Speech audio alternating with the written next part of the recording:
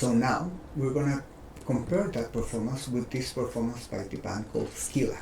Very different set of circumstances. This band doesn't do a lot of exaggerated motions. Their body language is more internalized. The movements are a lot more subtle. Their technique is awesome. So each musician moves as little as possible in order to play their instruments. And I know this band really well. I know their body language really, really well, and I know their songs really well. So they're going to be performing a song called Scratch Me Out.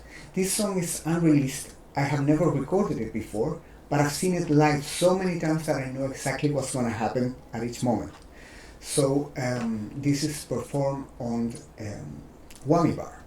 So as always, I like to start with a strong frame. I like to establish the reality of the scene so you can see the corner and the ceiling. That will tell you how big the stage is. So that is always important to me, to know where you are. So I know this band so well that I know the body language of each individual. So here we have the bass player, Tom Denison. He barely moves and he's in the shadows. So you may think, a guy who barely moves with low light, that's not going to be visually interesting. If you think that, brother, you need to see better movies.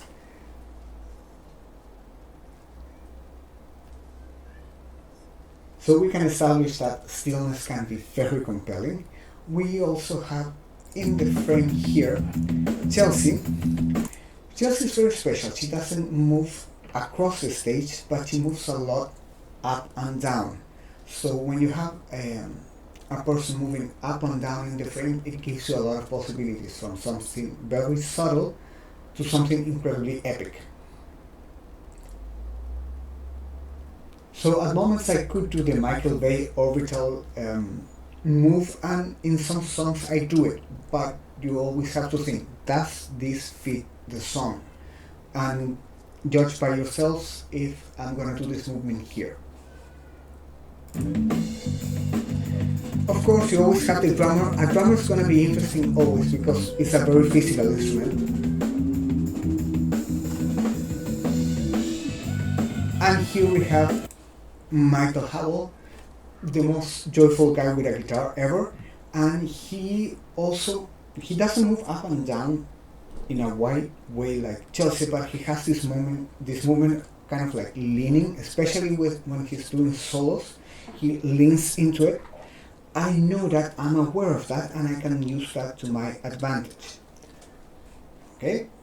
So with all that information, plus I know the song really well, I'm not planning, I'm not choreographing my shots, but I can start being aware of that and make decisions on the spot.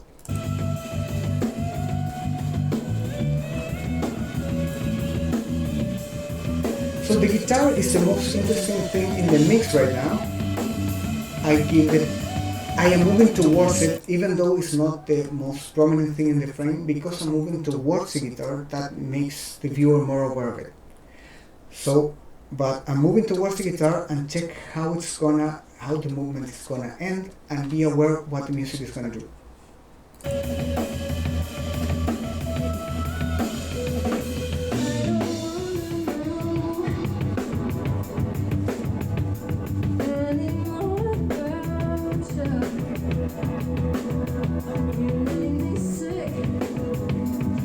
So you notice that the guitar comes out of the mix a little bit, and it's all about the drums and the voice. So I make this my center of attention.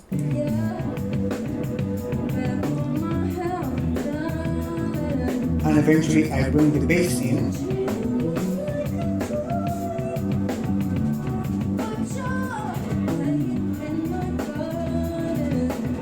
And you end up with this beautiful frame that also complements the mix. So you think, if you're an engineer, what is the main thing in your mix? Here would be the vocals, and you have the bass and the drums supporting it. So my frame reflects that. Bass and drums supporting the singer, almost smack in the middle of the frame. Lines. That coming down of the camera I can do because again I have seen Chelsea performs a gazillion times, so I know how she's going to move. I know the speed of her movement, so I can match it. That comes when you do a deep collaboration with the band. In this case, this is the first time that I filmed them, but I have seen them many times, and I have, again, the body language is in my head.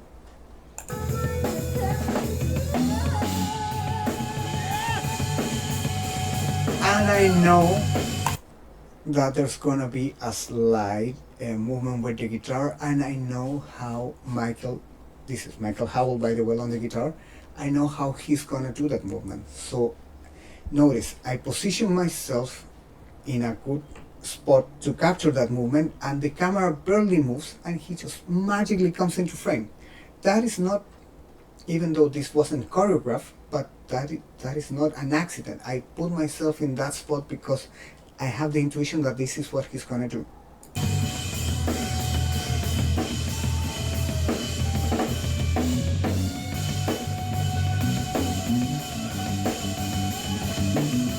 This effect right here is because I was experimenting that day and I had seen a lot of Wong Kar-wai. So this effect is done by decreasing the shutter speed. That makes everything more, gives more light and makes everything blurry. And you notice the beat was very, and it becomes a bit more kind of ambient. So as the music becomes metaphorically blurry, the images become blurry with it. And I'm going to use that as a visual motif later in the song.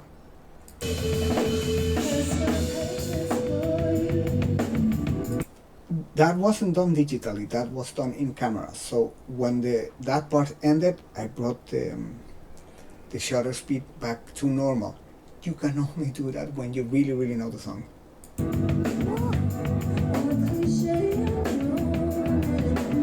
Notice this move by Chelsea.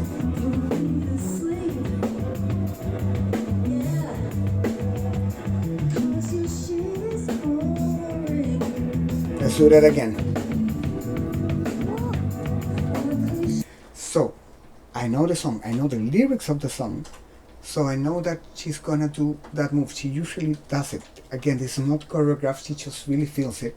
So to give more importance to her, I move towards her.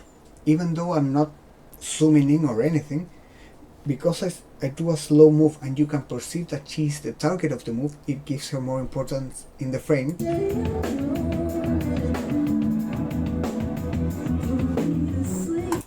So by that point she's in the center of the frame. So I gave her the importance for that moment, the same way that she gives that line a lot of importance, but by making a big move. So we're coordinated in that sense.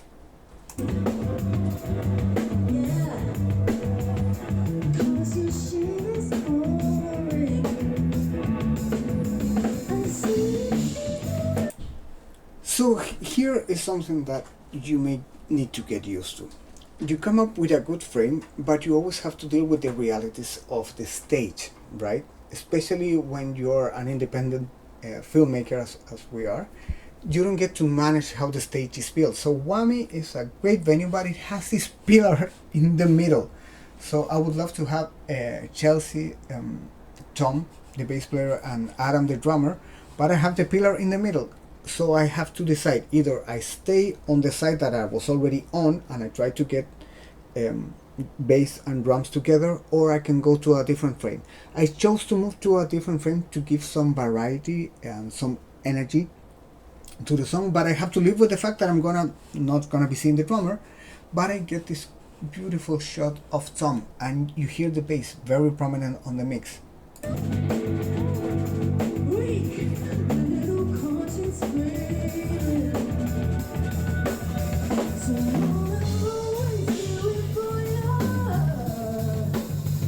Because I know that Chelsea moves vertically, I'm prepared to go down at the same level that she's go, not just only panning the camera. If I pan the camera, I'm gonna make her less prominent in the frame and I'm gonna diminish her power. And her power is not diminished. The verse, what her singing is really powerful. So of course I don't wanna tilt. I wanna move down with her. We are together in this one. right? So important that you know that. So always think how your frame is gonna make the singer look, and is it gonna make her more comfortable in the frame or more powerful in the frame, and you need to look that because you don't want to diminish their performance by choosing a bad angle. And now I make it up for the drummer with a really good frame of the two of them.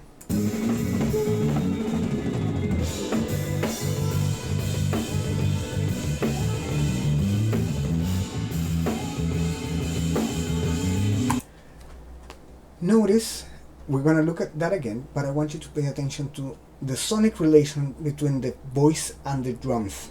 And notice how I'm trying to reflect that with the camera.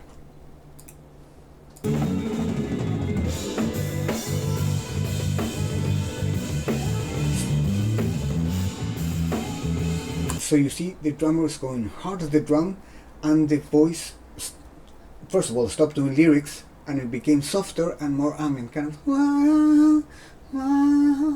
And by doing that repetition in your mind, it goes to the background. So Chelsea is less powerful in the frame, and it's all about Adam Tobek just going at his drums.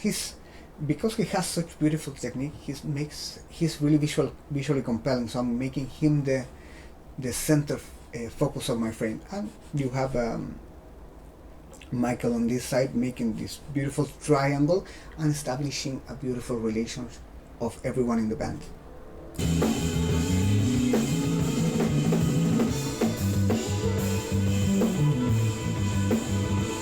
And why not? I went back to my one car wire visual motif. Notice that everything becomes more active and chaotic, so I'm punctuating that with the slow shutter speed.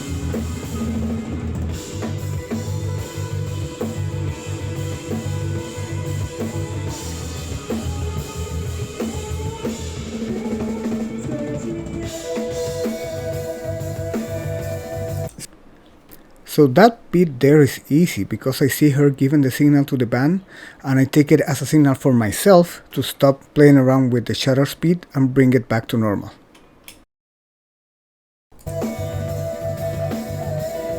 Notice how her hand goes down and my camera goes down with it, as she's scratching me as well.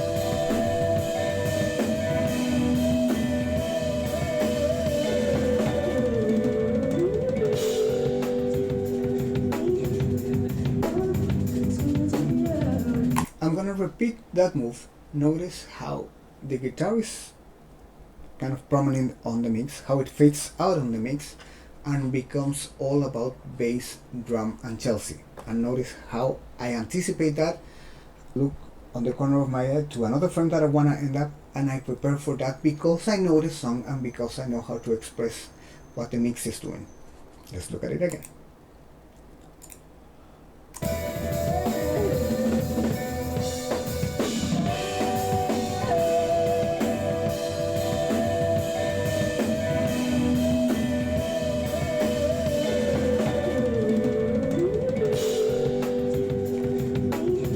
Went from chaos to calm in a beautifully composed frame, bass, drums, and Chelsea. Once again, same visual motif. Bass and drums are supporting the singer. Now notice what the guitar is going to do.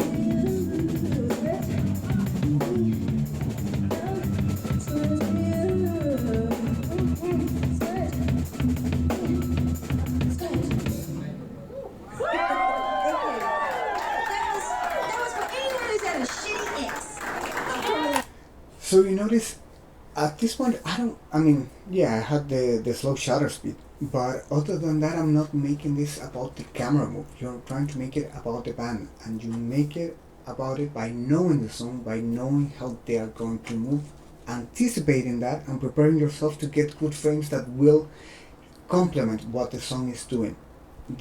For that, it helps a lot if you are a musician as well.